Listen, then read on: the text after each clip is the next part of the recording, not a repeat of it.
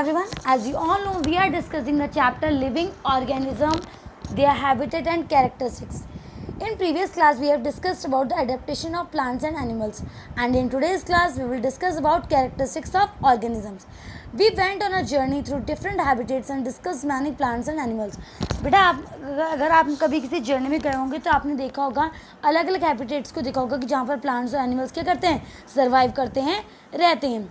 In activity 1 we have listed object plants and animals found in different surrounding. और यहाँ पे आपको बताया जा रहा है कि अगर एक्टिविटी 1 आपने देखी होगी तो उसमें हमने अलग अलग ऑब्जेक्ट्स के बारे में, प्लांट्स के बारे में, एनिमल्स के बारे में बताया है जो कि अलग अलग जगहों पे हमें मिलते हैं. Suppose we stop for a while and think which examples in our list are living. और अगर हम ध्यान दें, जो हम जर्नी में गए हैं और हमने वहाँ पे जो चीज़ें देखी हैं उनमें से अगर हम सोचें कि कौन सी चीज़ें लिविंग है और कौन सी चीज़ें नॉन लिविंग है, तो हम उनमें क्या क्वालिटीज़ को देखेंगे वो अब हम डिस्कस करेंगे. तो हम अगर ट्रीज और creepers, small big animals, birds के बारे में सोच रहे हैं तो हम बोलेंगे ये लिविंग है.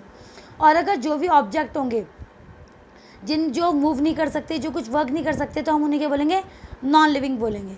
Think of object that you can see around you at this moment and group them as living and non living.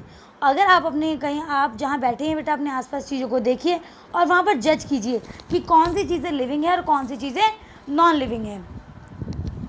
In some cases it is easy for us to know. For example we know that object like chair, table are not alive. ठीक है, यह आपके लिए बहुत difficult process भी हो सकता है और कहीं पे इजी भी हो सकता है. जैसे कि वो चीज़ें, जैसे कि चेयर है, टेबल है, जो अलाइव नहीं है, तो उनके लिए आप डायरेक्ट बोल देंगे कि ये चीज़ें क्या हैं, नॉन लिविंग है. ठीक है. Paheli and Bujo found the poem were funny because they knew that chair table is not alive and it cannot talk or walk. यहाँ पे आपको एक पोएम दी गई है, ठीक है, जिसमें लिखा है, देखो, set the table to the chair, you can hardly be aware how I suffer from the heat and I often chilblains on my free. इस तरीके से जो पोएम दी गई थी, इस पोएम को देख के पहले बूजो ने इजीली जज कर लिया कि जो चेयर और टेबल है वो अलाइव नहीं है, वो वॉक नहीं कर सकती, तो वो क्या है, नॉन लिविंग थिंग है. Chair, table, stone or coin are not alive. Similarly, we are alive. So all the people of world, we also see animals, dogs around us, monkeys, squirrels, insect and many others. बेटा जैसा आपको पता होगा कि जो चीज़ें alive हैं वो ब्रीथ करती हैं, मूव करती हैं, वॉक करती हैं, ठीक है, सारे वर्क करती हैं. ठीक है, तो ऐसे जो ऑर्गेनिजम्स होंगे वो किस में आएंगे, लिविंग में आएंगे.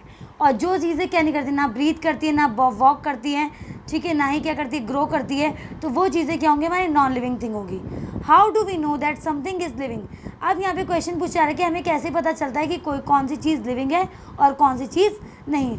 Often it is not so easy to decide. इसे डिसाइड करना ईजी नहीं है. We are told that plants are living. अब हमें कहा जाता है कि प्लांट लिविंग होते हैं, but they do not move, लेकिन वो मूव नहीं करते हैं, लाइक डॉग और पिजन. अगर हम बात करें प्लांट्स की तो हम बोलते हैं प्लांट्स लिविंग है, लेकिन प्लांट्स अपनी जगह से मूव नहीं करते हैं, जैसे कि डॉग और पिजन करते हैं. On the other hand a car और a bus can move, still we consider them as non living.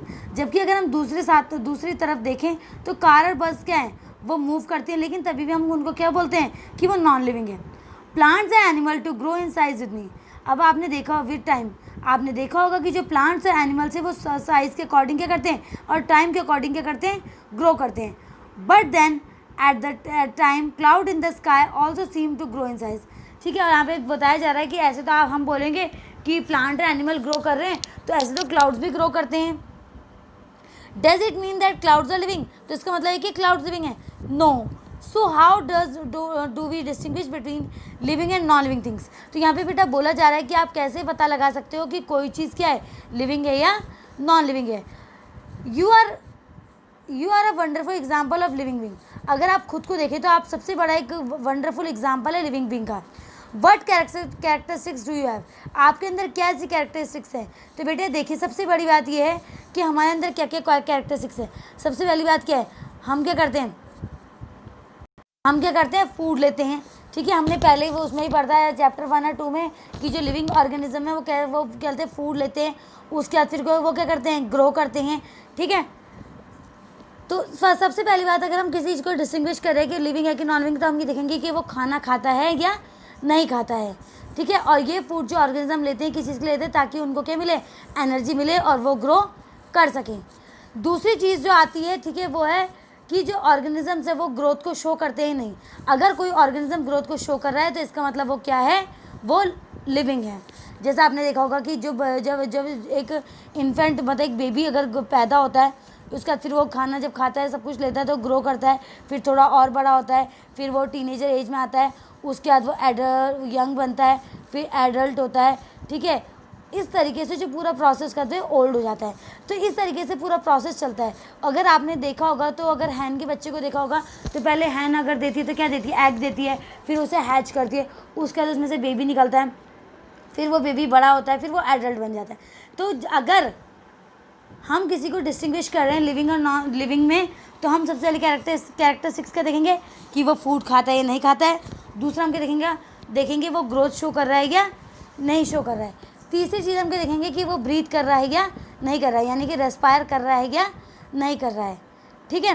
And fourth चीज़ जो हम देखेंगे कि वो रिस्पॉन्स, अगर कोई स्टिमुलाई ठंडा है, गर्म है, अगर कोई चीज़ हो रही है तो वो उस पर रिएक्ट कर रहा है या नहीं कर रहा है। उसका नेक्स्ट चीज़ जो है वो हम ये देखेंगे, जो लिविंग ऑर्गेनिज्म है वो आपको पता होगा कि वो एक्सक्रीट करते हैं, यानी कि अब जो वेस्ट अपनी बॉडी से बाहर निकालते हैं, ठीक है बेटा। तो उसका हम नेक्स्ट चीज़ जो देखेंगे, हम क्या देखेंगे कि वो एक्सक्रीशन का प्रोसेस कर रहा है या नहीं कर रहा है। नेक्स्ट जो हम देखेंगे वो हम ये देखेंगे, ठीक है, कि जो लिविंग ऑर्गेनिज्म है वो क्या कर रहा है, रिप्रोड्यूस कर रहा है, यानी कि अपने यंग वंस या फिर अपने जो एग्स हैं उन्हें ले कर रहा है या नहीं कर रहा है, ठीक है। तो ये सभी चीज़ें देखी जाती हैं जब भी हम किसको देखते हैं, लिविंग बींग्स को कैरेक्टराइज करते हैं, ठीक है। एंड लास्ट सबसे इम्पॉर्टेंट चीज़ ये है कि कोई भी ऑर्गेनिज्म अगर है वो मूव कर रहा है या नहीं कर रहा है, और उसके अंदर लाइफ है या नहीं है। तो कितने पॉइंट्स हो गए बेटा हमारे। सबसे पहला पॉइंट क्या है हमारा, कि कोई ऑर्गेनिज्म फूड ले रहा है या नहीं ले रहा है, ठीक है। दूसरा क्या है, वो बढ़ रहा है या नहीं बढ़ रहा है। फिर क्या है, रिप्रोड्यूस कर रहा है नहीं कर रहा है, ठीक है। एक्सक्रीट कर रहा है या नहीं कर रहा है, ठीक है। रिस्पायर कर रहा है या नहीं कर रहा है, ठीक है। उसके बाद वॉक कर रहा है, यानी कि मूव कर रहा है कि नहीं कर रहा है। एंड लास्ट में उसके अंदर लाइफ है या नहीं है। जब हम इन पॉइंट्स को देखते हैं, इन चीज़ों को देखते हैं, तब हम डिस्टिंग्विश कर पाते हैं कि कोई भी ऑर्गेनिज्म जो है वो लिविंग है या नॉन लिविंग है। जिस ऑर्गेनिज्म के अंदर ये सारी क्वालिटीज़ होंगी, वो रिस्पायर करेगा, वो ग्रो करेगा, वो मूव करेगा, वो रिप्रोड्यूस करेगा, तो वो ऑर्गेनिज्म क्या होगा, लिविंग ऑर्गेनिज्म होगा।